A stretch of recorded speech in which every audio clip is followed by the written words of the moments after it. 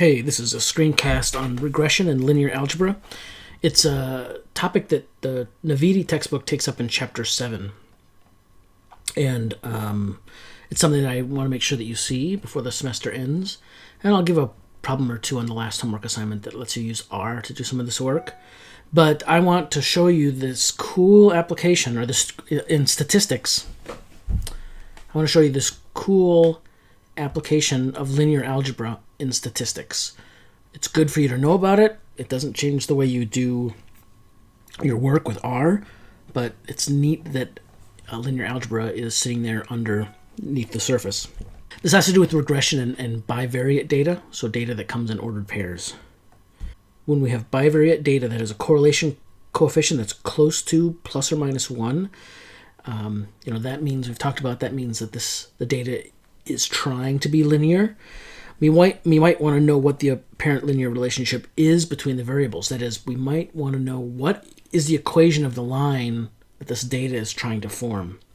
And the topic of regression lets us do that.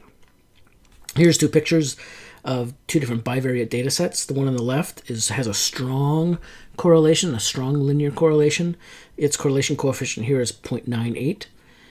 In the data set on the right, it's got a strong linear correlation too, but it's not as strong as the one on the left. We'd say it's a weaker correlation. Its correlation coefficient is negative 0.9 or negative 0.798. You can see what difference that correlation coefficient makes. I mean, how that represents how tight the data is, how tight it is on a line. So our textbook approaches the topic of linear regression from an analytic direction, identifying the line of best fit for a bivariate data set by minimizing the squared error. And that is to say, it comes up with a formula for squared error, applies calculus to it using optimization techniques, and uses that analytic approach to identify the coefficients. What I'm going to do in this screencast complements that, and it shows a geometric way to look at this. So if we have a bivariate data set that has n data points, our squared error is given by this formula. The data points have coordinates xi, yi. So what we're seeing here is our y coordinates, and this is what we would want the y coordinate to be if the data were linear. You plug in the x coordinate, and this formula would give you out the y coordinate. So if this is not the y value, then this difference is not going to be 0. So we're going to have a non-zero error. And then we square it just to make sure that everything that we're adding up is a positive number. The line of best fit is a line whose coefficients beta naught and beta 1 minimize the square error. And that's how the book deals with it. They go to calculus. And what the textbook will show you, it'll work through these details. It'll show you that if you use this error function, you can minimize the squared error and find out that the correlation coefficients, find out that the regression coefficients here are given by these formulas. If you look at these formulas closely, you'll see some patterns in there that we've seen before. Here's the difference from the mean. We've used that before.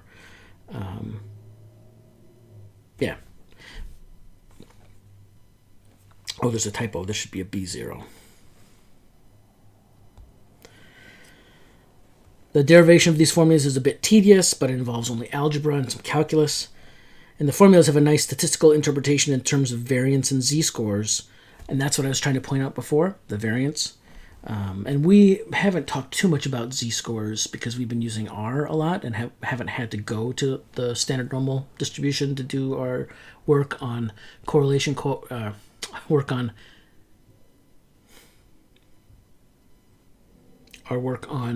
confidence intervals and hypothesis testing. So you might not see the z-score evidence in there. But what I want to point out is that those formulas can also be derived from a geometric approach. Now, one thing to note is that if the correlation coefficient for a bivariate data set is exactly 1 or negative 1, then the line of best fit will pass through all the points in the set. But if the correlation coefficient is not exactly plus or minus 1, there are going to be some points that are off that line. Or maybe all the points will be off that line. There'll at least be 1. So that means that the error would be non-zero. But in the language of linear algebra, finding a regression line, and here's I'm using this formula, for data where our correlation coefficient is not plus or minus 1, is asking for a solution to a system of linear equations that looks like this, but that this is an inconsistent system. So here's our column of y values in our bivariate data. Here's our column of x variables in our bivariate data. And if you do the multiplication on the left-hand side, you get b plus mxi, right? That's the right-hand side here, equals yi. And our data points are not solutions to that linear system. That is to say, this vector is not in the image of this product on the left-hand side. It's called an inconsistent system. There are no solutions to this linear system.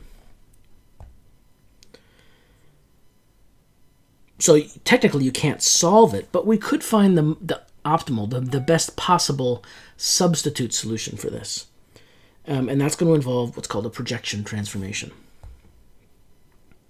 So let's move this down into low dimensions where we can actually understand maybe what's going on. Here's a 1/3 example. So suppose we have this vector and a single unknown, real unknown, and this vector.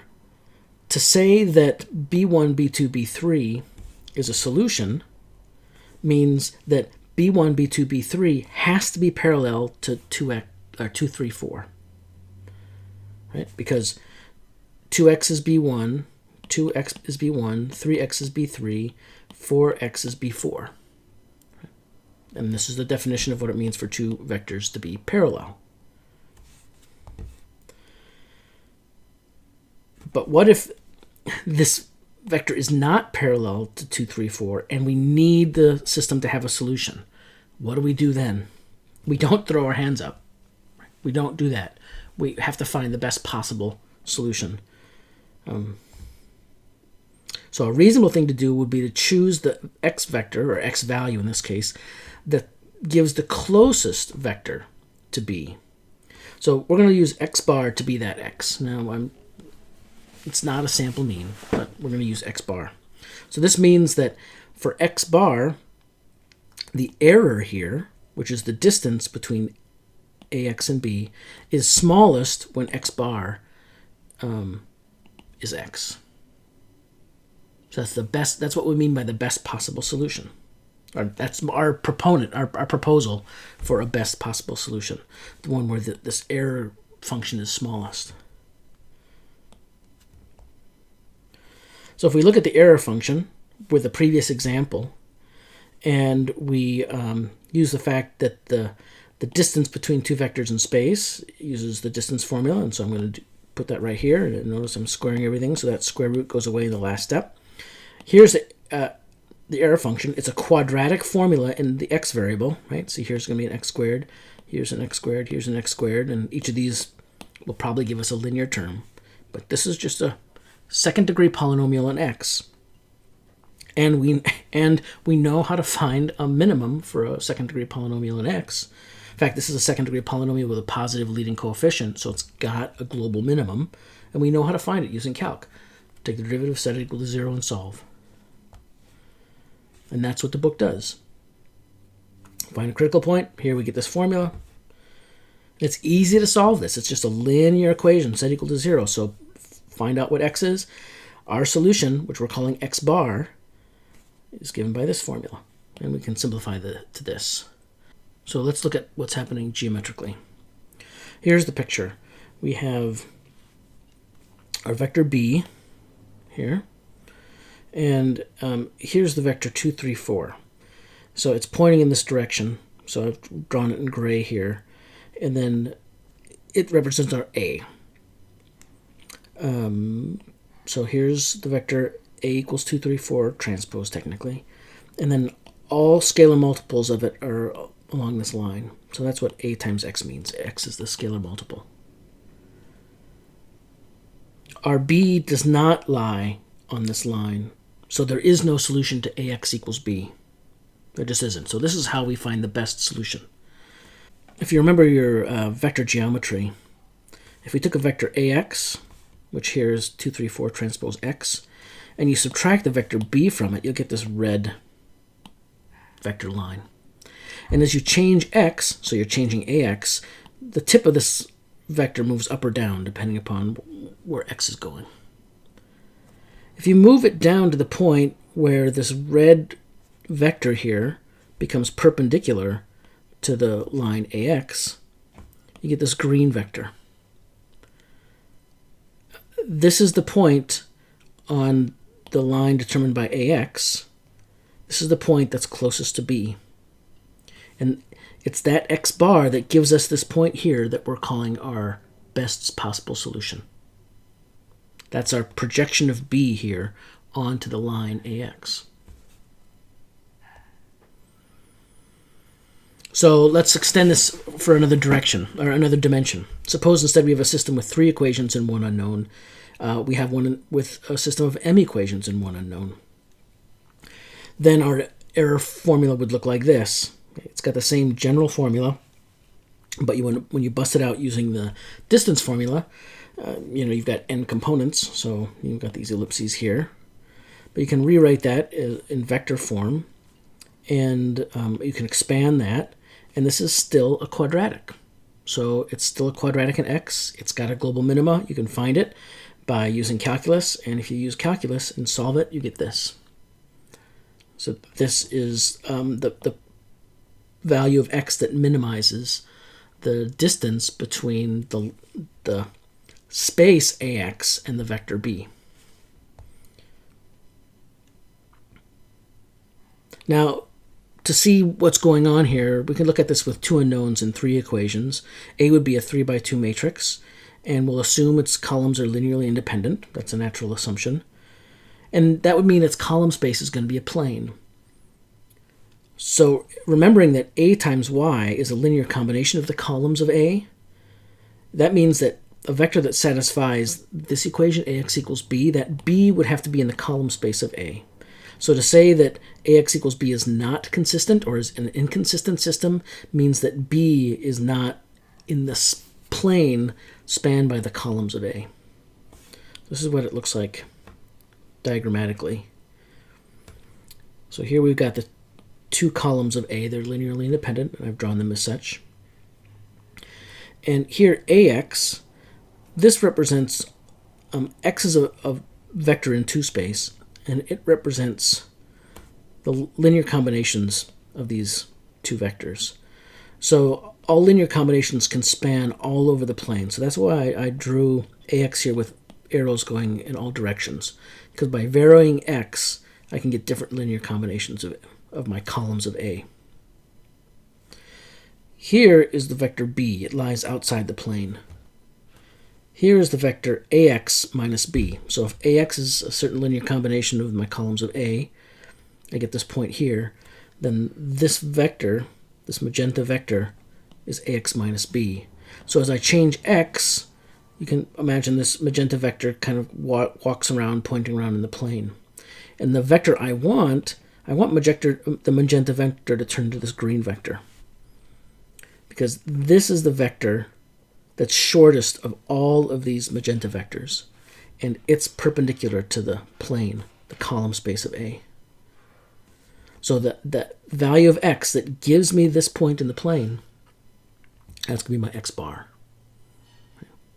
And it is, it's my solution to this, my quote-unquote solution to this inconsistent system. Right? That's what's going on. And this vector B, the AX bar I get here is the projection of B onto this plane. Okay? So that's what we learned in linear algebra, is how to do projections. And that's what's happening here. And that's how we're going to think about the best possible solution that minimizes error as it happens to inconsistent systems. And linear regression is a type of inconsistent system. So these 2 examples suggest that the error AX minus B is minimized when AX is the projection of B onto the column space of A. Okay, this happens when ax minus b is orthogonal to the column space of A, which you clearly saw in the last picture. Geometrically, this means ay transpose times ax bar minus b is 0 for all y. This vector is orthogonal to everything in the column space of A. That's what this is saying. And we'll come back to this. So suppose we have an inconsistent system of m equations and n unknowns. So look at it. We call it ax equals b. Let's find the projection of b onto the column space of A. And this is the way it works. ay is the column space of A. We're looking for an x bar and Rn for which ax bar minus b is orthogonal to the column space of A. That is, we're looking for solutions to this, solutions x bar, that make this equation true for all y. So we'll do some use properties of transpose. We get this. And if this is true for all y right here, that means that this must be the zero matrix. Or it must be 0. It must be identically 0. The 0 vector, I guess, in this case. So this is the condition for a projection. And this happens to be what we call a least squares solution to a system of m equations and n unknowns, right? It looks like this. So we can solve this as follows right here if this vector A transpose A is invertible. And this is how we compute. This is the projection matrix, projecting a matrix B onto the column space of A. You use this computation. So let's look at linear regression. Suppose we've got this bivariate data set that is a correlation coefficient that's close to, in this case, +1. So this is the data set we saw in the first slide. So we want to find the line of best fit for the data. So that means that we want to find a solution, the best possible solution, the optimal solution to this inconsistent system. So if this is our matrix A, we're going to calculate this matrix and take our vector y that lies outside of our column space and then use that to calculate this b bar. And b bar here gives us the correlation coefficient. So this is going to be a vector with 2 components, and that gives us the coefficients of our linear equation, our regression line, the line of best fit, we call it. All right, that's what's going on in the background. That's cool stuff from linear algebra that applies to statistics. How can we use a computer to do this? And a computer, in our case, R, keeps the details sort of, keeps us protected from the details. So let's suppose we have bivariate data where var1 contains the data for the first coordinate and var2 contains the data for the second coordinate. So var1 is our x values, var2 is our y values. We can find the regression line with R using the following commands. LM, it stands for linear model, LM of our var2 tilde var1. And then what you can do is that R creates some stuff from that command, and you can figure out what R has told you. Here's one way to do it. Execute coefficients, and then put that linear model command in the coefficients command, and it'll tell you what the coefficients of the regression line are. And then here's what you can do if you want to work directly with the regression coefficients. So assign the variable fit to the linear model, and then you can say, what are the coefficients of fit? Show me the first coefficient. Show me the value alone. So this one will show the intercept with its name. This will show the value of the intercept by itself. What's often more interesting to people when they're working with data is they want to make nice pictures. So you can plot your linear regression line. Here's you just throw in plot var1, var2. That'll show you the bivariate data. And then if you want to add the regression line, and let's do it in the color red, you can, right after you execute this command, you execute this command. And it'll plot a line whose slope and intercepts are the coefficients from your linear model fit. Here's an example. I'm going to generate some numbers from a normal distribution, and I'm going to plot those numbers, the bivariate data, And then I'm going to add to it a regression line. So this is how we might do this. So I encourage you to do this on your own installation of R and see what you get. But when I got that, I got this. So you see I've got my data, my bivariate data.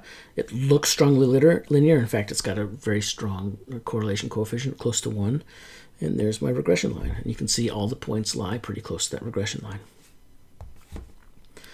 The other data set, and this happens also to be the data from the first slide in this presentation, it was generated using these commands.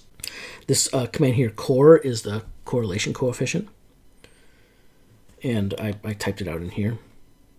So let's see what the line of best fit looks like for that bivariate data set. And there you go. There's the bivariate data set we saw on the first slide, and there's the line of best fit through it. And notice it passes through very few of those points. I don't even see any point that seems squarely on that line. But that's the line of best fit for that data set. That concludes my presentation on linear regression and the geometry behind it. If you want to see more details, look at Chapter 7. And if you want to see the linear algebra approach, this is a great classic linear algebra text that will talk about this in the way that I talked about it. All right, thanks. See you next time.